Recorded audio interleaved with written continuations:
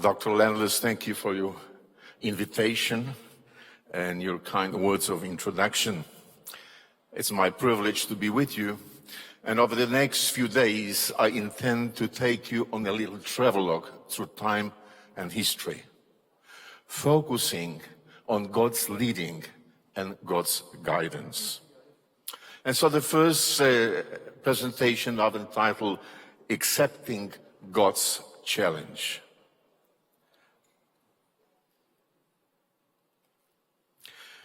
On Friday evening, June 5, 1963, while offering a Sabbath opening prayer, Ellen White received a comprehensive vision on the importance of health.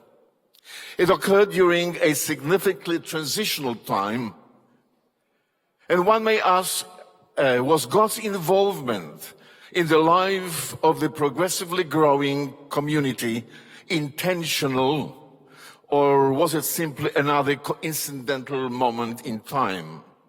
Let's reflect on some of the interesting insights. Between 1944 and 1960, the progressively growing Sabbatarian Adventists developed the framework of fundamental beliefs. In 1960, they adopted a name, Seventh-day Adventists, and in 1963, they set up the organizational structure. The adopted name expressed the believer's faith and position. More so, the name provided two anchor points, the Sabbath and the second coming, the story of creation and the hope of redemption and restoration. The two anchor points stretch the pathway of shadow and death, namely life's journey with all unexpected, ambiguous challenges. And during this crucial time, the movement struggled with a number of challenges. Let me explain. As early as 1955, Ellen White began to address serious spiritual issues within that growing community. The servants of the Lord have trusted too much to the strength of the argument and have not found firmer lines on God. The servants of God must have truth in the soul. The church has nearly lost their spirituality and faith. The second issue was overwork. Overwork and overtaxing of the mind. John Andrews, as he reflected on the early experiences, he said that often my anxiety of mind was constant and often extreme. They felt to my lot a heavy burden of anxious care and the necessity of much overtaxing labor, oftentimes requiring not the day, but much or even all of the night. James White was in a state of depression. Things were not well. Ellen White struggled with health. The prevailing diphtheria epidemic contributed to a state of anxiety in every home, including the White's family. Civil war added another challenging dimension. The hub of conflict revolved around the human life, its value, uniqueness and potential, longing for justice, emancipation from oppressive powers. Well, the dietary practices of the early Seventh-day community reflected the lifestyle of the general population. Some of the early reform practices never seriously appealed to them. The practices promoted by the early church reformers around 1830. And now the church was fledgling. So, during this transitional time, challenging time, the movement was not ready to confront the ongoing journey of life in the challenging and changing world. There was a point of crisis.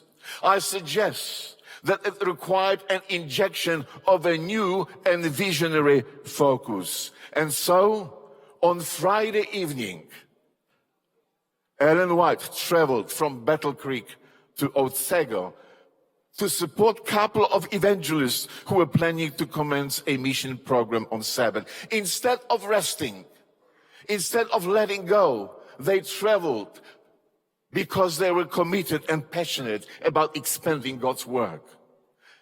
And when she arrived at the home of Hilliard's family, she was asked to offer a Sabbath opening prayer. She placed her hand over the husband's shoulder and she prayed for his health. And during this time, she received that 45-minute intensive health message, health message on the subject of health. It seems to me that it had a personal application. In the manuscript that she wrote on the next day on Sabbath, June 6, she said, I was shown some things in regard to my husband and myself. And when I read the manuscript, I was challenged. Let me share with you a few insights. I saw that Satan was persevering in his efforts to destroy our usefulness. I saw that we neither understood the depth and the keenness of the hard trials of the other. Each heart was peculiarly sensitive. Therefore, each should be especially careful not to cause the other one shade of sadness or trials. Trials will come, but strong in each other's love, each deeply sympathizing with the other. United in the work of God, we can stand nobly. You see, overactivity had an impact on their relationship. And further, in that same manuscript, she said, I saw that now we should take special care of the health God has given us.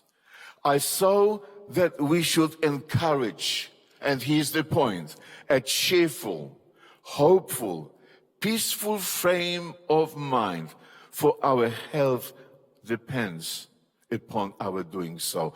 I saw that it was duty for everyone to have a care for his health, but especially should we turn attention to our health and take time to devote to our health that we may in a degree recover from the effects of overdoing and overtaxing the mind. You see, at that point, James White struggled because it was difficult for him to let go and forgive others. And she saw an angel of God pointing him to Jesus, saying, you must forgive as Jesus did. And then in the same manuscript, she said, I saw that of all others, my husband should have had rest on the Sabbath when not preaching. It was time to refocus on what matters to God. And I wonder, friends, whether God was simply taking the church to that initial point of creation when God created a balanced life, relationship, individuality, and togetherness, a gift of God. And then he created time. With that, he gave people responsibility, and he created a perfect nourishment. No wonder that in the later years, Ellen White, when she spoke about Sabbath, she said Sabbath was designed to bring men into the communion with God. Sabbath healing reiterated the value of human life. And Sabbath hours provided a time for spiritual and relational healing. May I suggest to you that at this crucial point, that movement through that prophetic voice received a jolt of a new spiritual refocus on what matters to God. And here's an interesting point. Ellen White received that vision on June 5. And there seems to be a silence for nearly the whole year, because only in 1864, in August, she wrote a comprehensive explanation of what was shown to her.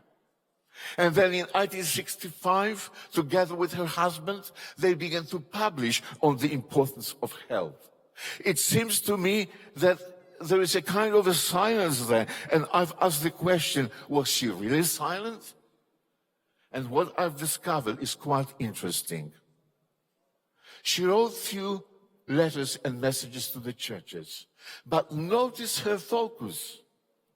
The ministers, the ministers, have not given the mind time to rest, and the mind affects the body. God's ministers have more knowledge than living faith and godliness. She wrote to John Andrews about the importance of not overtaxing your mind. To another church, she wrote about the importance of not focusing on the wrongs. To her best friend, Lucine de Hall, she said, do not overtax yourself. That was her emphasis, the state of mind. And friends, I would like to suggest to you, as we gradually move towards the conclusion of that short devotional, Ellen White's focus on cleanliness, sunlight, fresh air, value, and the use of water, vegetarianism, and the value of positive attitude resonated with the voices of the American reformers. However, at that time, when the old health reform principles seemed destined to disappear as a distinctive system, the vision given to Ellen White introduced a new focus. Firstly, spiritual health. Secondly, it prompted an awareness of holistic approach to well-being. And so, pardon me, I would like to suggest to you that a healthy lifestyle establishes the best condition for higher service to God and to men. And in conclusion, in one of my papers, I wrote the following. Finally, a relational experience with God built on trust, faith, and confidence in His presence adds a sparkle of motivational and inspirational energy. Quote, with the power and light God imparts, you can comprehend more and accomplish more than you ever deemed possible. And here, one finds the heart of the Seventh-day Adventist health message, a motivational and inspirational framework for God's mission in the changing world. However, another challenge was just around the corner, the dawn of a new era.